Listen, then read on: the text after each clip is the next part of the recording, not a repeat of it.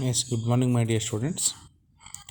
So, in the last class, we were discussing about language change, a poem prescribed for BA, BSc, and BCA students from Davangere University. And now, we shall continue the same poem, Language Change, written by Malati Maitri. Yes, Malati Maitri, as you know, she is a feminist writer, Tamil feminist poet, and she writes about, as I said in the last class, she writes about the language and its importance, language and its impact on the local people and the local dialect, which has its own life in its own essence, and the people who are residing in local areas. And they don't want to give up their mother tongue, and they don't want to give up their essence of local language is their life, and they are actually completely in touch with their language, and they don't want to cut their relationship with the language, and they want to retain the relationship with the language and with the soil. They want to retain the relationship with the soil and its eternity and the language as well. ಈಗ ಒಂದು ಪದ್ಯ language change ಅನ್ನೋದು ಮಾಲತಿ ಮೈತ್ರಿ ಬರೆದಂಥದ್ದು. ಮಾಲತಿ ಮೈತ್ರಿ ಬರೆದಂಥ ಈ language ಚೇಂಜಲ್ಲಿ ಒಂದು ಭಾಷೆಯಲ್ಲಿ ಬದಲಾವಣೆ ಆದರೆ, ಭಾಷೆಯನ್ನು ನಮಗೆ ಫೋರ್ಸಿಬಲ್ಲಿ ಒತ್ತಾಯಪೂರ್ವಕವಾಗಿ ನಮ್ಮ ಮೇಲೆ ಬೇರೆ ಭಾಷೆಯನ್ನು ಏರಿದರೆ, ನಮ್ಮ ಮದರ್ ಟಂಗನ್ನು ಬಿಟ್ಟು ಬೇರೆ ಟಂಗನ್ನು ಅಥವಾ ಬೇರೆ ಭಾಷೆಯನ್ನು, ಬೇರೆ ಲ್ಯಾಂಗ್ವೇಜನ್ನು ನಮ್ಮ ಮೇಲೆ ಒತ್ತಾಯಪೂರ್ವಕವಾಗಿ ಕಲೀಲಿಕ್ಕೆ ಒತ್ತಾಯಪೂರ್ವಕವಾಗಿ ಓದಿ ಬರೀರಿ ಮಾತಾಡಿ ಅಂಥೇಳಿ ಭಾಷೆಯನ್ನು ಹೇರ್ತಾ ಹೋದರೆ ಹೇಗೆ ನಮಗೆ ಪ್ರಾಬ್ಲಮ್ ಆಗ್ತದೆ, ಹೇಗೆ ನಮಗೆ ಅನ್ಯಾಯಗಳು ನೋವುಗಳಾಗ್ತವೆ, ಹೇಗೆ ಬೇಜಾರಾಗುತ್ತೆ ಅನ್ನೋದು ವೆರಿ ವೆರಿ ಇಂಪಾರ್ಟೆಂಟ್. ಓಕೆ, ಇದನ್ನು ಹೇಳ್ತಾ ಬರ್ತಾಳೆ ಅವಳು. ಈಗ ನೋಡಿ, ಫಾರ್ ಎಕ್ಸಾಂಪಲ್, ನೀವು ಭಾಷೆಗೆ ಎಷ್ಟು ಮಹತ್ವ ಇದೆ ಅಂತ ಹೇಳಿದರೆ, ನೀವು ಉದಾಹರಣೆಗೆ ನೀವು ಉತ್ತರ ಭಾರತಕ್ಕೆ ಹೋಗಿ ಯಾವುದೋ ಒಂದು ಟ್ರಿಪ್ ಹೋಗಿರ್ತೀರ, ಡೆಲ್ಲಿಗೋ, ಮಹಾರಾಷ್ಟ್ರಕ್ಕೋ, ಮುಂಬೈಗೋ, ರಾಜಸ್ಥಾನಕ್ಕೋ ಅಥವಾ ಉತ್ತರ ಪ್ರದೇಶಕ್ಕೋ ಯಾವುದಕ್ಕೋ ಒಂದು ಟ್ರಿಪ್ ಹೋಗಿರ್ತೀರ, ಅಥವಾ ಏನೋ ಕೆಲಸದ ಮೇಲೆ ಹೋಗಿರ್ತೀರ. ಕೆಲಸದ ಮೇಲೆ ಅಲ್ಲೇ ಉಳ್ಕೊಳ್ಳುವಂಥ ಪರಿಸ್ಥಿತಿ ಬಂತು, 1-2 ವರ್ಷ ಅಲ್ಲೇ ನೌಕರಿ ಮಾಡಬೇಕಾದಂಥ ಪರಿಸ್ಥಿತಿ ನಿಮಗೆ ಬರುತ್ತೆ.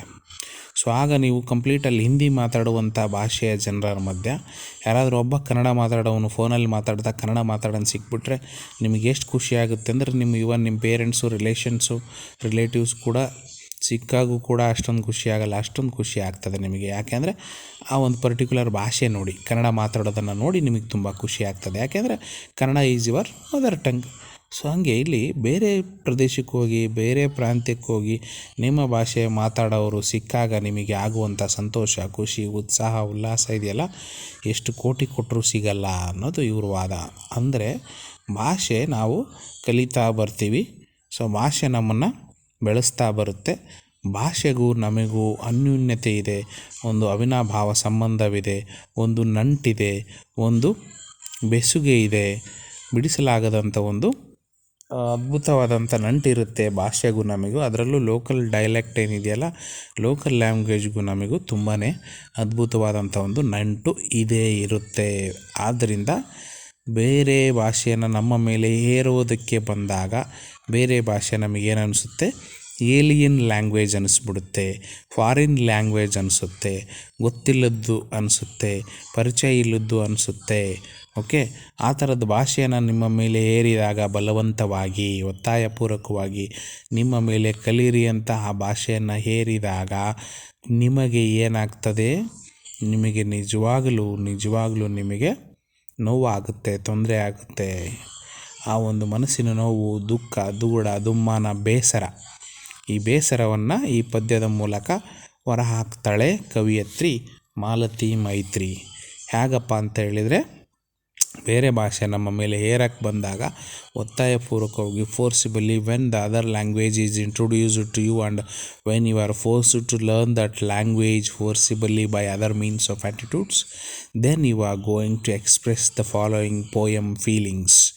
ಆ ಫೀಲಿಂಗ್ಸನ್ನು ಇಲ್ಲಿ ಪದ್ಯದಲ್ಲಿ ಬರೆದಿದ್ದಾಳೆ, ವ್ಯಕ್ತಪಡಿಸಿದ್ದಾಳೆ.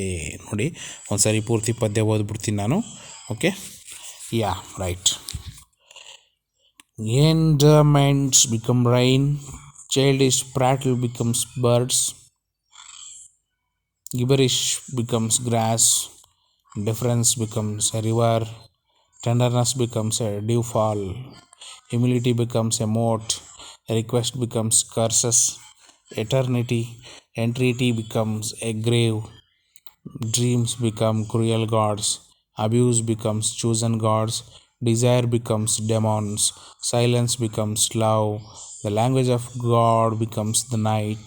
The language of Satan becomes the day, changing from one to the another in our dictionary as if a glass of wine ripples, becoming the wide sea. ಎಷ್ಟು ಚೆನ್ನಾಗಿ ಹೇಳ್ತಾಳೆ. ಬೇರೆ ಭಾಷೆನ ನಮ್ಮ ಮೇಲೆ ಹೇರಿದಾಗ, ಬೇರೆ ಭಾಷೆ ನೀವು ಕಲೀರಿ ಅಂತ ಹೋದಾಗ, ನೀವು ಕಲಿಯೋಕ್ಕೆ ಹೋದಾಗ ನಿಮಗೆ ಸಿಕ್ಕಾಪಟ್ಟೆ ನೋವಾಗುತ್ತೆ, ಬೇಜಾರಾಗುತ್ತೆ, ಬೇಸರ ಆಗುತ್ತೆ. ಸೊ ಆ ಒಂದು ಬೇಸರವನ್ನು ಇಲ್ಲಿ ವ್ಯಕ್ತಪಡಿಸಿದ್ದಾಳೆ. ಉದಾಹರಣೆಗೆ ನಿಮ್ಮ ಭಾಷೆ Kannada mother tongue, language English, Hindi ನಿಮಗೆ ಗೊತ್ತಿಲ್ಲ, ಬಟ್ ಹಿಂದಿ ತಗೊಳ್ರಿ, ಹಿಂದಿ ಕಲೀರಿ ಅಂತ ಬಂತು ರೂಲ್ಸು. ಹಿಂದಿ ಕಲೀರಿ ಅಂತ ಬಂದಾಗ ನೀವು ಅಪ್ ಟು 10th ಓದಿರಲ್ಲ, PUCಲಿ ಓದಿರಲ್ಲ, ಡಿಗ್ರಿಲಿ ಹಿಂದಿ ಕಲೀರಿ ಅಂದರೆ ಹೊಸದಾಗಿ ಮತ್ತೆ ಆ ಇಯಿಂದ ಸ್ಟಾರ್ಟ್ ಮಾಡಬೇಕು. ಆ ಇಯಿಂದ ಸ್ಟಾರ್ಟ್ ಮಾಡಿದಾಗ ನೀವು ಆ ಒಂದು ಹಿಂದಿ ಕಲಿಕೆಯನ್ನು, ಹಿಂದಿ ಭಾಷೆಯನ್ನು ಹೇಟ್ ಮಾಡೋಕ್ಕೆ ಸ್ಟಾರ್ಟ್ ಮಾಡ್ತೀರಾ. Because that is a foreign language for you, that is alien language for you, because you don't know that language, because you have not learnt that in your primary classes, because you don't speak that language in your homes, because you don't expose yourself to that language, because you are not familiar with that language. So definitely ಆ language ನಿಮಗೆ ಕಷ್ಟ ಅನಿಸ್ಬಿಡುತ್ತೆ, ಎಲ್ಲರಿಗೂ ಶಾಪ ಆಗಕ್ಕೆ ಹಚ್ತೀರ, ಆ ಭಾಷೆ ಬಗ್ಗೆ ನೀವು ತುಂಬ ಕೆಟ್ಟದಾಗಿ ಮಾತಾಡ್ತೀರಾ, ಬೈತೀರಾ. ಓಕೆ ನೋಡಿ, ಎಂಡಿಯರ್ಮೆಂಟ್ಸ್ ಬಿಕಮ್ಸ್ ರೈನ್. ಎಂಡಿಯರ್ಮೆಂಟ್ಸ್ ಅಂದರೆ words of praise expressing affection express ಮಾಡುವಂಥ, ಅಂದರೆ ಅಫೆಕ್ಷನ್, ಪ್ರೀತಿ, ವಿಶ್ವಾಸ, ಕಾಳಜಿಯನ್ನು ಎಕ್ಸ್ಪ್ರೆಸ್ ಮಾಡುವಂಥ ಶಬ್ದಗಳು ರೈನ್, ಮಳೆಯಂತಾಗುತ್ತೆ. ಆ ಒಂದು ಅಫೆಕ್ಷನನ್ನು ಎಕ್ಸ್ಪ್ರೆಸ್ ಮಾಡೋ ಶಬ್ದಗಳು ಮಳೆಯಂತೆ, ರೈನ್ ಥರ ಜೋರಾಗಿ ದೊಡ್ಡ ದೊಡ್ಡ ಹನಿಗಳ ಥರ ಆಗುತ್ತೆ. Childish prattle becomes birds.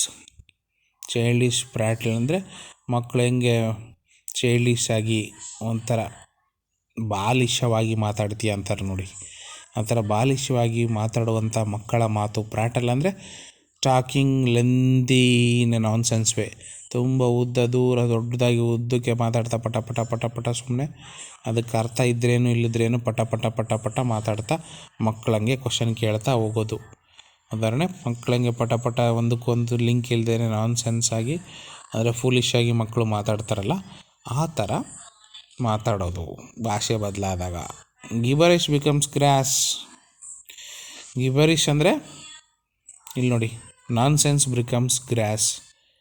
Okay, ಗ್ರಾಸಿಗೆ ಹೋಲಿಸ್ತಾರೆ, ಹುಲ್ಲಿನ ಥರ ಗ್ರಾಸ್ ಥರ ನಾನ್ ಸೆನ್ಸ್ ಬೆಳೀತಾ ಹೋಗುತ್ತೆ ಅಂತ.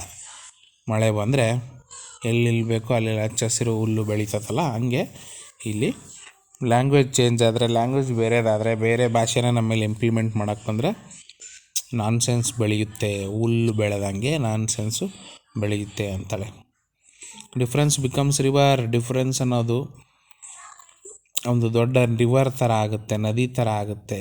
ಅಂದರೆ ಅದರ ಮಧ್ಯೆ ಇರುವಂಥ ಡಿಫ್ರೆನ್ಸ್ ಆಫ್ ಒಪಿನಿಯನ್ನು, ಬೇರೆ ಬೇರೆ ಬೇರೆ ಬೇರೆ ಭಾಷೆಯ ಒಪಿನಿಯನ್ ಏನಿದೆಯಾ, ಓಕೆ, ಆ ಒಂದು ಡಿಫ್ರೆನ್ಸು,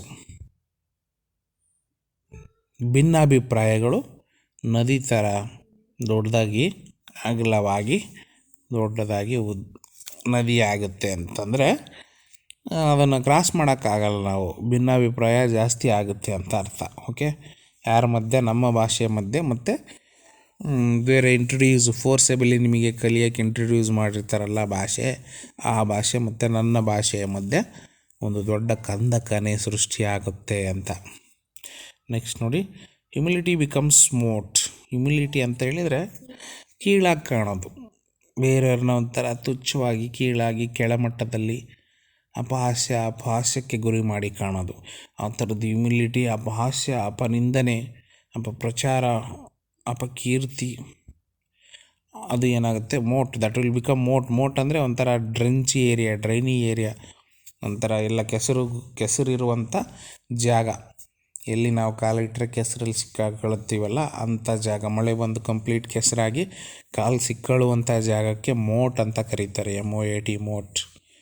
ಆ ಥರ ಹ್ಯುಮಿಲಿಟಿ ಬಿಕಮ್ಸ್ ಮೋಟ್ ಅಂತಾಳೆ ಇಲ್ಲಿ.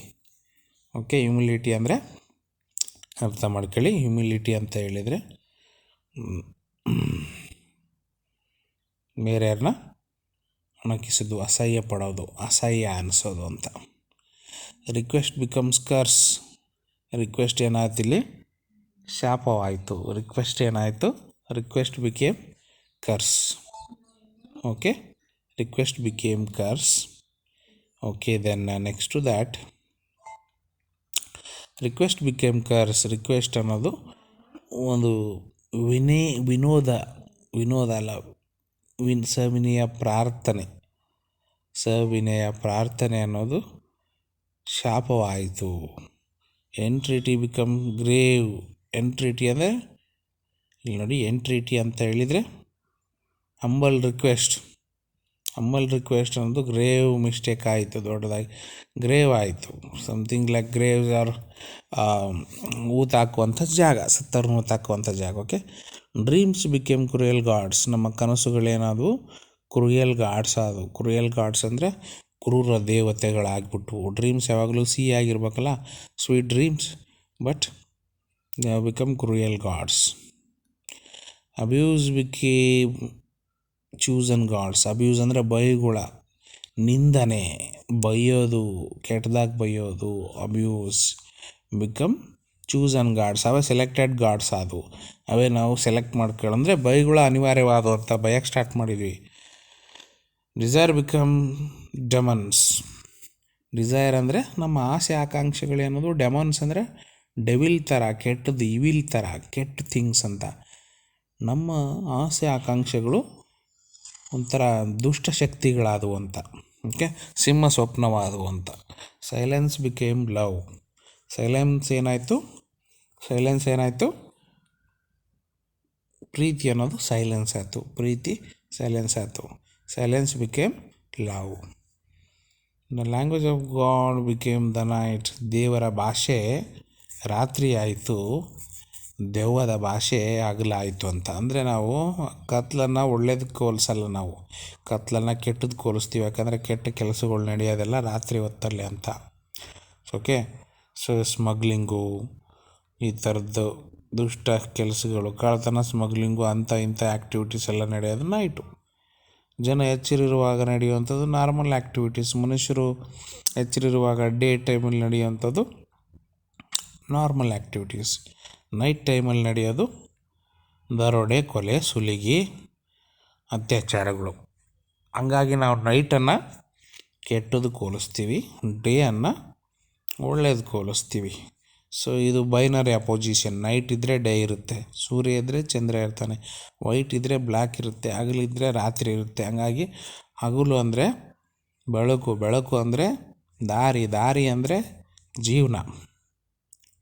ರಾತ್ರಿ ಅಂದರೆ ಕಗ್ಗತ್ತಲು ಅಂದರೆ ಕತ್ಲು. ನನ್ನ ಜೀವನದಲ್ಲಿ ಕತ್ಲು ಆವರಿಸ್ಕೊಂಡಿದೆ ಅಂದರೆ ಕಷ್ಟ ಬಂದಿದೆ ಅಂತ. ಅಂದರೆ ಕೆಟ್ಟದ್ದಕ್ಕೆ ನಾವು ಮೆಟಫರ್ ಆಗಿ ಬಳಸ್ತೀವಿ ಕತ್ತಲನ್ನು, ರಾತ್ರಿಯನ್ನು. ಓಕೆ, ಕತ್ತಲು ರಾತ್ರಿ. ಹಂಗಾಗಿ ಇಲ್ಲಿ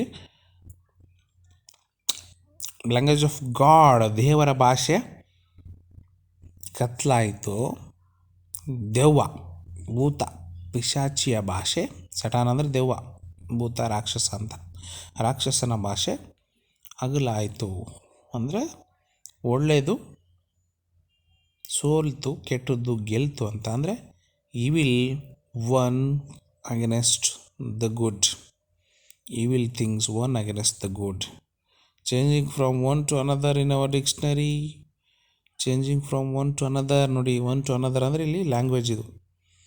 ಒಂದರಿಂದ ಇನ್ನೊಂದಕ್ಕೆ ನಾವು ಡಿಕ್ಷನರಿಯಲ್ಲಿ ಬದಲಾವಣೆ ಆಗ್ತಾಯಿದ್ದೀವಿ. ಅಂದರೆ ನೀವು ಫಾರ್ ಎಕ್ಸಾಂಪಲ್ ನೀವು ಕನ್ನಡ ಓದಿದ್ದೀರಾ, ಇಂಗ್ಲೀಷ್ ಕಲಿತಾ ಇದ್ದೀರಾ ಅಂದರೆ ನೀವು ಕನ್ನಡ ಇಂಗ್ಲೀಷ್ ನಿಘಂಟು ಇಟ್ಕೊತೀರ ಅಲ್ವಾ. ಕನ್ನಡದಲ್ಲಿ ಇಂಗ್ಲೀಷ್ ಟು ಕನ್ನಡ ನಿಘಂಟು ಇಟ್ಕೊತೀರ.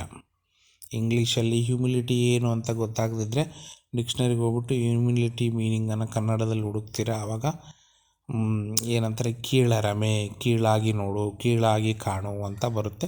ಆವಾಗ ನಿಮಗೆ ಅರ್ಥ ಆಗುತ್ತೆ. ಓಕೆ, ಹ್ಯೂಮಿಲಿಟಿ ಅಂದರೆ ಕೀಳಾಗಿ ನೋಡೋದು, looking downward, looking completely something not good ಅಂತ. ಓಕೆ, ಅದು ಡಿಕ್ಷನರಿಯಲ್ಲಿ ನಿಮ್ಮ ಭಾಷೆ ಕಲಿಬೇಕು ಅಂದರೆ ನೀವು ಬೇರೆ ಥರ ಡಿಕ್ಷನರಿ ತಗೊಂಡು ನೋಡಬೇಕು. ಯಾವ dictionary, as if a glass of wine ripples. Dictionary ನೋಡ್ತಿದ್ದಂಗೆ ಹೆಂಗೆ ಅನಿಸುತ್ತೆ? ಗ್ಲಾಸ್ ಆಫ್ ವೈನ್, ಒಂದು ವೈನಿನ ಗ್ಲಾಸಿನಲ್ಲಿ ಒಂದು ತೊಟ್ಟು ಹನಿ ವೈನು ತಟ ಹನಿಕಿದಾಗ ಬಿದ್ದಾಗ ಅದು ದೊಡ್ಡದಾಗಿ ಸಮುದ್ರ ಆಗೋ ರೀತಿಯಲ್ಲಿ ಬಿಕಮಿಂಗ್ ಎ ವೈಡ್ ಸೀ. ಭಾಷೆ ಕಲಿಯೋದು ಅಂದರೆ ಬೇರೆ ಭಾಷೆ ಸಣ್ಣದಾಗಿ ಕಲಿತು ದೊಡ್ಡದಾಗಿ ಸಮುದ್ರ ಥರ ಆಗ್ತದೆ, ಕಲಿತೀವಿ ಅಂತ. ಅಂದರೆ ಇಲ್ಲಿ ಬೇರೆ ಭಾಷೆ ಕಲಿಯೋಕೆ ಅವಳಿಗೆ ಇಷ್ಟ ಅಲ್ಲ, ಬೇರೆ ಭಾಷೆ ಕಲಿಯೋದಂದರೆ ತುಂಬ ಕಷ್ಟ, ಬೇರೆ ಭಾಷೆ ನಮ್ಮ ಮೇಲೆ ಇಂಪ್ಲಿಮೆಂಟ್ ಮಾಡಬೇಡಿ, ಬೇರೆ ಭಾಷೆ ಕಲಿಯೋದು ನಮಗೆ ತುಂಬ ನೋವಾಗುತ್ತೆ ಅಂತ ಈ ಮೂಲಕ ಅವಳು ಹೇಳ್ತಾ ಬರ್ತಾಳೆ. ಓಕೆ, ಅಂದರೆ don't impose the foreign alien language upon us, let us read, write and learn our own native language, native dialect ಅಂತ ಹೇಳ್ತಾಳೆ. Okay, so this is how I think you have understood this. Okay, let me stop here as well. Okay, shall continue in the next class. Okay, thank you.